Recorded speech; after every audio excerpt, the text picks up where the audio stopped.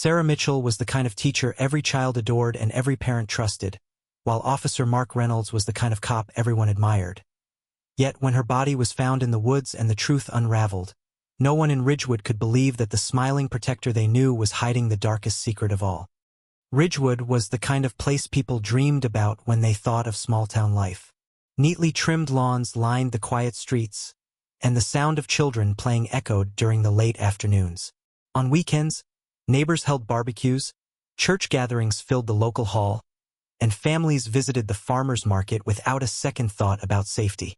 It was the sort of community where front doors were often left unlocked and strangers were greeted with smiles. For years, residents believed crime belonged to the outside world, something seen only on the news but never in their own backyard. The town's police force mostly dealt with minor issues: petty theft, the occasional traffic accident, or a teenager caught trespassing after curfew. Nothing ever threatened the peace that Ridgewood's families cherished.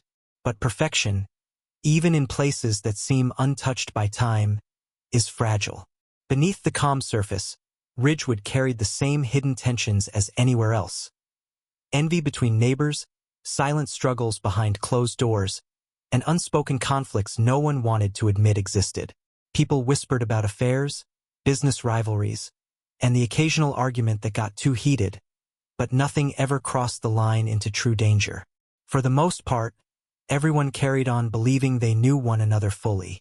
They trusted their police officers, waved at their mail carriers, and assumed every friendly smile was genuine. That sense of comfort was what made the town's later tragedy so unbearable. No one could have imagined that the peace they took for granted was about to be shattered. The thought of a violent crime occurring within Ridgewood seemed impossible, even laughable. And yet, within weeks, fear would replace trust, suspicion would poison friendships, and the name of Ridgewood would forever be linked to a chilling case that proved appearances can be the greatest deception of all. It was a crisp autumn morning when the peace of Ridgewood broke in the most horrifying way. A local jogger, following his usual path through the wooded trail just outside town, stumbled upon something that froze him in his tracks. At first, he thought it was a discarded mannequin or perhaps someone passed out from exhaustion.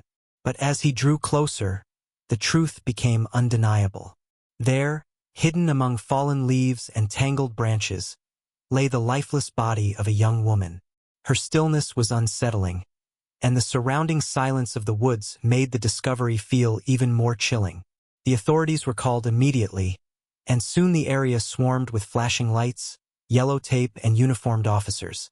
News spread rapidly, traveling faster than wildfire through the town. Ridgewood, a place that had always been untouched by real violence, was now the scene of a crime so shocking that people struggled to process it. The woman's clothes were torn, her injuries disturbing, and the way her body was left suggested that this was no accident. She had not simply wandered into the woods and collapsed. Something sinister had happened, and someone had wanted it hidden. For the residents, disbelief quickly turned into fear. Parents kept their children indoors, neighbors double-checked their locks, and whispers filled every corner of the community. The woods, once a place for afternoon walks and family picnics, now became a site of dread. Police worked methodically, collecting evidence, photographing every detail, and trying to reconstruct what had happened. Even at this early stage, it was clear Ridgewood was dealing with something far darker than anyone could have imagined. A predator was out there, and for the first time in memory, the town no longer felt safe. The illusion of security had shattered. The victim was soon identified as Sarah Mitchell, a 28-year-old schoolteacher whose presence had touched nearly every family in Ridgewood. She had taught at the local elementary school for several years, earning the admiration of parents and the affection of children who adored her gentle nature. Sarah was remembered for staying late after class to help struggling students, for organizing bake sales to raise funds for the library, and for her warm smile that seemed to make even the shyest child feel safe. To the townspeople, she represented kindness and stability, the very values Ridgewood took pride in. The shock of her death rippled through every corner of the community. Parents who once felt comfort knowing their children were under Sarah's care now faced the unimaginable grief of explaining to them that their beloved teacher was gone. At school, Desks sat empty where students had written cards and letters for her, hoping she would see them the next morning. Flowers and candles began to gather on the steps of the school, forming a memorial that grew larger each day as the town struggled to process the loss. Investigators began piecing together the details of Sarah's life, searching for any clue that could explain why she had been targeted. Her friends described her as someone without enemies, a person who rarely raised her voice and who avoided conflict whenever possible. She lived alone in a small apartment, spent weekends visiting her parents nearby, and devoted most of her energy to her work. Nothing about her background suggested danger. The more people spoke about Sarah, the harder it became to understand how such violence had found its way into her life. To those who knew her, she was a symbol of innocence and hope. Her death raised the most unsettling question of all. If someone like Sarah could be taken, then perhaps no one in Ridgewood was truly safe anymore. The investigation into Sarah Mitchell's death began with urgency and intensity, as detectives knew the town was watching every move they made. The wooded area where her body was discovered was thoroughly searched for evidence. Officers combed through leaves, dirt, and broken branches, collecting anything that might offer a clue. Every footprint, every fiber, and every trace of disturbance was photographed and bagged. The hope was that something small would eventually lead to something big. The police set up a temporary command center near the woods, determined to keep the investigation moving without delay. Detectives retraced Sarah's final hours, speaking to anyone who might have seen her the night she disappeared. Her co-workers recalled she had left school at her usual time, smiling and waving goodbye as she walked to her car. Neighbors mentioned nothing unusual when she returned home later that evening. Phone records showed a series of routine calls to her parents and a brief text exchange with a colleague about a school project. Nothing in her final activities pointed to danger or suggested she had arranged to meet anyone suspicious. The community cooperated fully, eager to help bring answers. Yet, despite the outpouring of support, the investigation stalled quickly. No one reported seeing Sarah after she returned home, and there were no signs of forced entry at her apartment. Security cameras in the area were limited, and none captured anything of significance. Detectives considered the possibility of a random attack, but the calculated way her body was hidden made it seem unlikely. With no immediate suspects and no clear motive, frustration began to grow among the officers leading the case. Ridgewood had placed its trust in them to solve this mystery, but the silence of the evidence made progress painfully slow. Each unanswered question only deepened the sense of unease. As the weeks passed with little progress, suspicion began to spread in every direction. Detectives turned their attention toward those closest to Sarah, knowing that in most cases the victim's circle often held the answers. Her former boyfriend was questioned first. Their relationship had ended months earlier on what seemed like peaceful terms, but police wanted to be sure. He provided an alibi, supported by multiple witnesses, yet whispers in town still painted him as a possible suspect. Neighbors wondered if jealousy or unresolved anger might have played a role, but investigators could find nothing concrete to connect him to the crime. Attention then shifted to a colleague at the school. Rumors suggested tension between Sarah and another teacher who had often been overshadowed by Sarah's success. This theory gained traction when it was discovered that the colleague had expressed bitterness in private conversations. Yet, once again, the evidence didn't hold up. The colleague had been out of town during the night Sarah disappeared, and receipts confirmed the alibi. The possibility of a stranger entering Ridgewood was also considered. The wooded trails where Sarah was found were open to hikers and travelers passing through, making it possible that an outsider had committed the crime. Detectives followed leads on unfamiliar vehicles spotted near the area, but none led to anything substantial. Each new idea seemed to crumble as quickly as it formed. For the townspeople, this growing uncertainty was unbearable. Families who had once left doors unlocked began installing extra locks.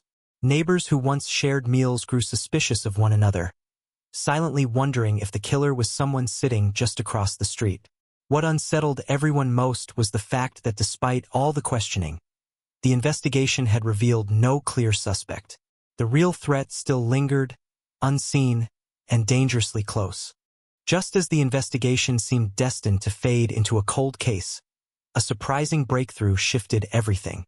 Forensic specialists working quietly behind the scenes uncovered a detail that had gone unnoticed at first.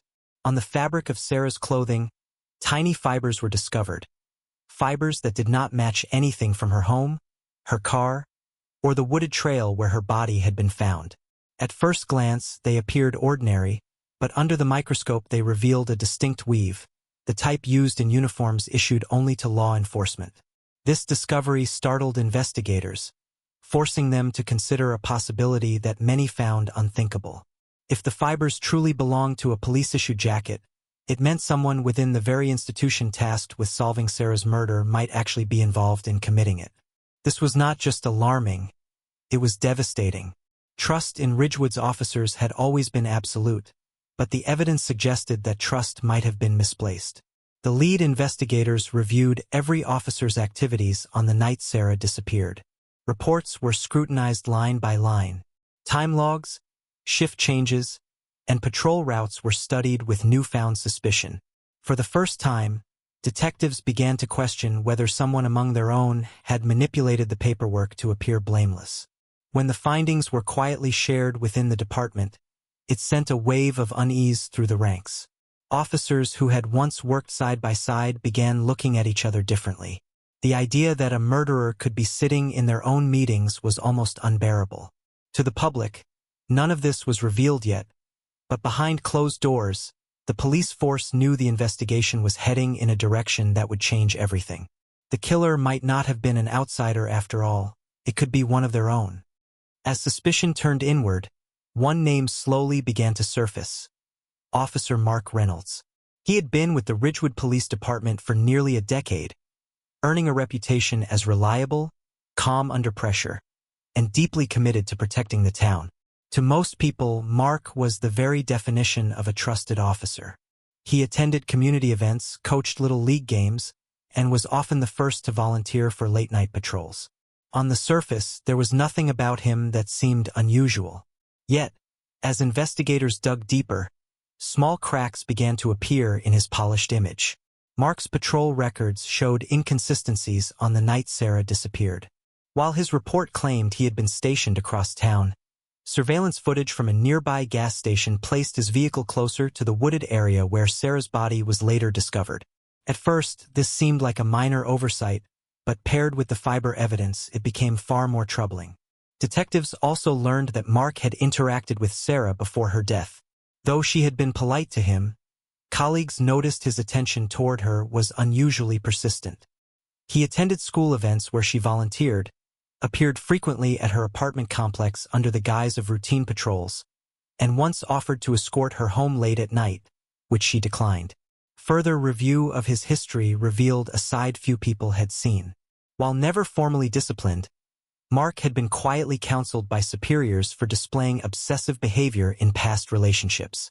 Former girlfriends described him as charming at first, but controlling and temperamental when rejected. These details, buried in old files, suddenly seemed hauntingly relevant. The idea that Ridgewood's most trusted officer could be hiding such darkness was difficult for investigators to accept. Yet the more they uncovered, the more the picture shifted. The man who had been helping lead the search for Sarah's killer was now emerging. The case against Officer Mark Reynolds solidified when investigators uncovered the one piece of evidence that left no room for doubt. Surveillance footage from a traffic camera showed his patrol car driving toward the wooded trail on the very night Sarah vanished. The timestamp placed him there at a time when he had claimed to be miles away. Combined with the fibers from his uniform found on Sarah's clothing, the story he had carefully constructed began to unravel. Detectives compared his written reports with GPS data from his cruiser, and the discrepancies painted a damning picture. Investigators also reviewed his phone records, which revealed late-night calls to numbers connected to burner phones. Though he never directly contacted Sarah that evening, the pattern suggested a deliberate attempt to hide his movements. His internet searches, retrieved from his personal devices, were even more disturbing. They showed a trail of obsession. Articles about Sarah, social media profiles he checked repeatedly, and unsettling queries about how long it took for forensic evidence to degrade in wooded environments. When detectives examined Sarah's apartment more closely, they found subtle signs of surveillance. A neighbor recalled seeing Mark's patrol car parked outside her building more often than seemed necessary. Another remembered how he had lingered in the hallway, claiming to be investigating a noise complaint that no one else reported. The picture that emerged was not one of coincidence, but of calculated stalking.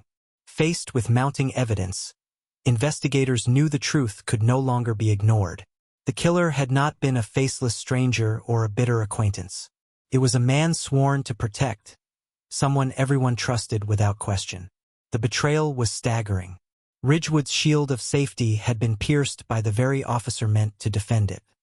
When the truth about Mark Reynolds finally came to light, Ridgewood was left reeling. The revelation that one of their most respected officers had been responsible for Sarah Mitchell's death was more than shocking. It was a betrayal that shook the town to its core. Families who once waved to him on patrol struggled to reconcile the image of the friendly neighborhood cop with the cold reality of a killer hiding in plain sight. Parents who trusted him to keep their children safe now felt a lingering fear every time they saw a uniform. The sense of security that had defined Ridgewood for generations was gone in an instant. Sarah's family, while devastated, found a measure of closure knowing that her killer had finally been unmasked. Yet the pain of her absence was permanent, leaving a void no justice could ever fill. For the townspeople, the arrest was a reminder of how easily appearances can deceive. The person they least suspected, the one who seemed to embody safety and trust, had been capable of harboring a darkness no one imagined. The police department itself faced a crisis of credibility. Officers who had once called Mark a brother in arms were forced to confront the uncomfortable truth that they had worked alongside a predator. Internal reviews were launched, and every decision he had made in past cases was scrutinized for signs of misconduct. Trust between law enforcement and the community would take years to rebuild. Even after Mark was convicted and sentenced, Ridgewood never returned to the town it had once been. The story became part of its identity, a cautionary tale whispered at gatherings and retold to newcomers. The case proved that evil does not always arrive as a stranger in the night. It can live behind the most familiar face.